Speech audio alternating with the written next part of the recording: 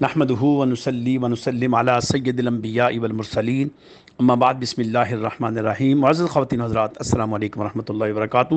25 ستمبر درس فضل حدیث نمبر 268 یعنی 268۔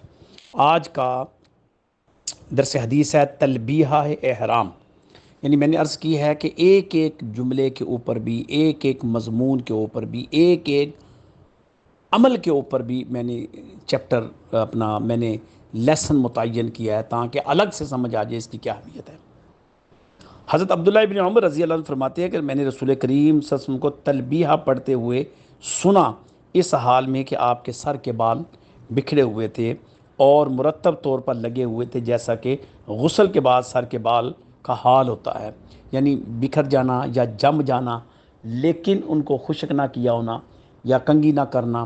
تو فرمایا کہ اس حال میں احرام باندھا ہوتا تھا تو آپ اللہ کی بارگاہ میں دیوانہ وار پڑھتے تھے، لبیک اللہم لبیک لا شریک لک لبیک ان الحمد والنعمت لک والملک لا شریک لک۔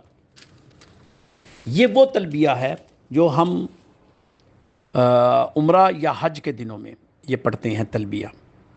اور سب سے جو پہلی بات ہے کہ جب ہم مکہ میں داخل ہوتے ہیں تو ہم پڑھتے ہیں لبیک، پھر آگے کہتے ہیں اللہم لبیک۔ یہ جو پہلا لبیک ہے میں حاضر ہوں، یہ کیا ہے؟ اس کے بارے میں سورہ حج پڑھیں گے 17واں سپارہ۔ وہاں حضرت ابراہیم علیہ السلام نے اعلان کیا تھا، اللہ نے فرمایا تھا ابراہیم اعلان کرو کہ لوگ گھاٹیوں میں ہیں، جنگلوں میں ہیں، دور دراز ہیں، اے اللہ میری اس آواز کو سن کر اس بیت اللہ کے گھر کو آباد کریں۔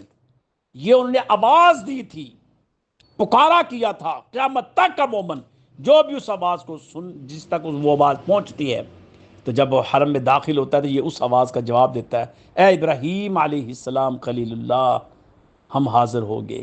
اس کے بعد دین آپ کہتے ہیں اللہم لبیک، اے اللہ ہم تیرے گھر میں حاضر ہو گئے۔ ابراہیم علیہ السلام نے آج سے 4000 یا 5000 سال پہلے ہمیں پکارا تھا، ہم نے ان کی پکار کا جواب دے دیا کہ ہم حاضر ہو گئے۔ اے اللہ ہم حاضر ہیں، تیری بارگاہ میں حاضر ہیں، تیرے سوا کوئی شریک نہیں۔ اب ابراہیم علیہ السلام کی آواز کیا ہے؟ ان کو اللہ نے حکم دیا تھا کہ اس میرے گھر کو آباد کرو۔ ابراہیم علیہ السلام نے گھر کو آباد کیا۔ آج ہم وہ اس گھر کی آباد کاری میں پھر انہوں نے آواز دی تھی، انہوں نے دعا کی تھی، انہوں نے سب کو پکارا تھا کہ اللہ کے گھر کو آباد کرنے کے لیے اللہ کے گھر میں آیا کرو، طواف کیا کرو، حج کیا کرو۔